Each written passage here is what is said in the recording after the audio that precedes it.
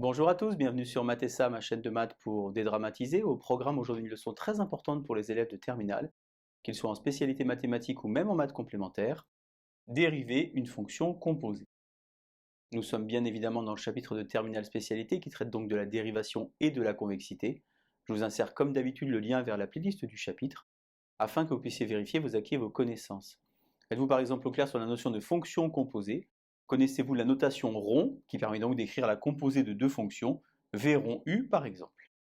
Vous avez travaillé en classe de première spécialité la composition, sans peut-être le savoir, à l'aide de la dérivation.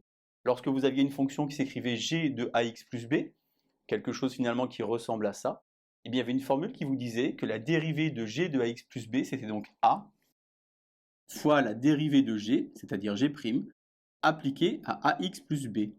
C'est ce qu'on faisait naturellement dans le chapitre sur la fonction exponentielle, lorsque vous dériviez par exemple e de 4x moins 7. On va donc aujourd'hui en classe de terminale spécialité généraliser cette notation, à l'aide donc de la dérivée de v rond u. Vous avez deux options qui se présentent à vous. Soit vous apprenez uniquement la formule v rond u et vous l'appliquez à chaque exercice, soit vous complétez sur un petit brouillon, un petit formulaire que vous allez sortir à chaque fois que vous allez travailler. Pour retenir la dérivée de v rond u, moi ce que je vous conseille de faire, c'est d'apprendre la phrase suivante. La dérivée de l'intérieur multipliée par la dérivée de la fonction appliquée à l'intérieur. Qui est l'intérieur? Eh bien, c'est pas forcément évident, mais l'intérieur c'est u. Pourquoi? Parce qu'en fait, u est situé le plus proche de x. Lorsque vous parlez de v rond u de x, vous faites en premier d'abord u de x, puis ensuite v de u de x. C'est la raison pour laquelle ici on va donc avoir u', dérivée de l'intérieur, fois dérivée de la fonction v', appliquée à l'intérieur. Si on veut appliquer donc cette formule aux fonctions usuelles que l'on connaît, alors on a par exemple ici u', e de u. Pourquoi cela? Car l'exponentielle est sa propre dérivée, dérivée de l'intérieur fois dérivée de la fonction appliquée à l'intérieur. Si on veut utiliser par exemple u puissance n, donc la dérivée de deux fonctions, d'un côté u et de l'autre côté x puissance n, vous savez certainement que dériver c'est descendre, la dérivée de x puissance n c'est donc n fois x puissance n moins 1.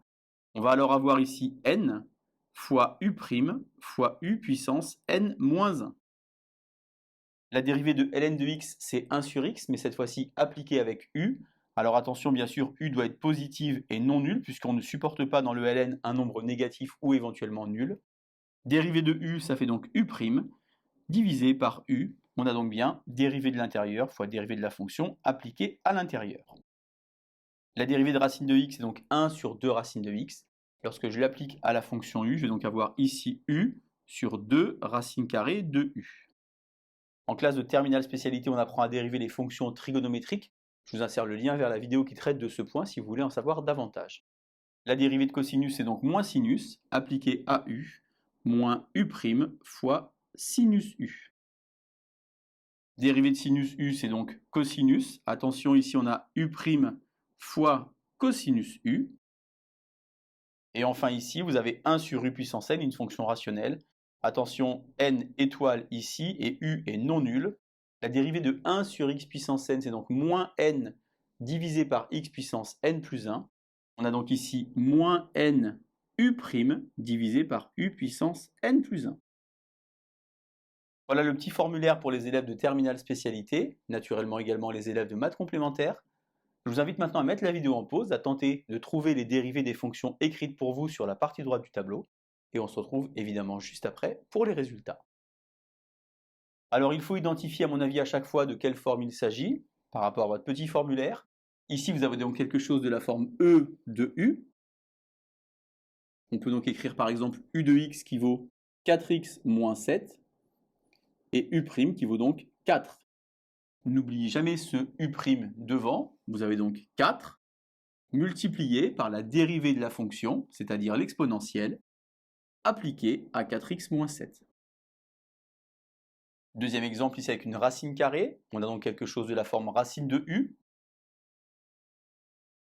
avec u de x qui vaut donc x carré plus x plus 1, la dérivée de x carré plus x plus 1 c'est donc 2x plus 1, et vous voyez ici qu'on ne va pas composer par une fonction affine, mais par une fonction quelconque. J'oublie pas le u' que j'écris à chaque fois en rouge, je pense que vous l'avez compris.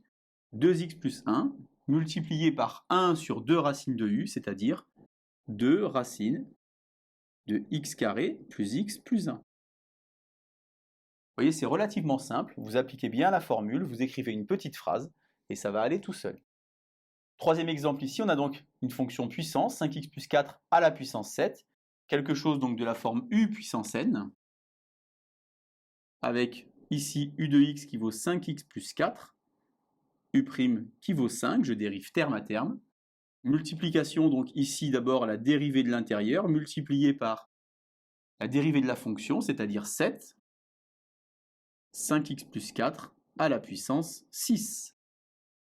Alors attention pour cet exemple car vous avez un petit problème au niveau du domaine de définition.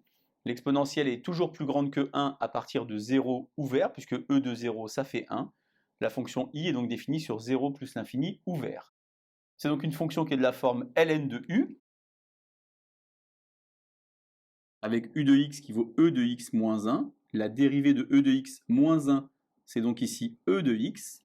Dérivée de l'intérieur, e de x, multiplié par la dérivée du logarithme népérien, c'est-à-dire 1 sur quelque chose, appliqué cette fois-ci à e de x moins 1. Dernier exemple, enfin une fonction rationnelle. Attention ici, deux valeurs interdites qui sont 1 et moins 1. Le domaine c'est donc R privé de moins 1 et de 1. Attention aussi à ce petit 3 qui est une constante multiplicative et qu'il va falloir conserver dans la dérivation. J est donc de la forme 1 sur u puissance n. On a donc ici u de x qui vaut x carré moins 1 de dérivée 2x. Alors attention, le 3 est à conserver, constante multiplicative, multipliée par dérivée de l'intérieur 2x, multipliée par la dérivée de 1 sur x puissance 5, c'est-à-dire 5 sur x carré moins 1 à la puissance 6, sans oublier, attention, le petit moins qui est devant. Vous pouvez évidemment, si vous le souhaitez, écrire par exemple ici 3 fois 2, 6 fois 5, 30, moins 30x au numérateur. Donc voilà comment faire pour dériver une fonction composée. Je vous rappelle l'intérêt de la dérivation. Dérivation, ça rime avec variation. Il faut donc connaître le signe de la dérivée pour pouvoir envisager de connaître les variations d'une fonction. Allez, je vous laisse vous entraîner. Je vous laisse surtout faire votre petit tableau, votre petit formulaire de formules. Et à vous de jouer. Bonne journée sur Matessa. À bientôt.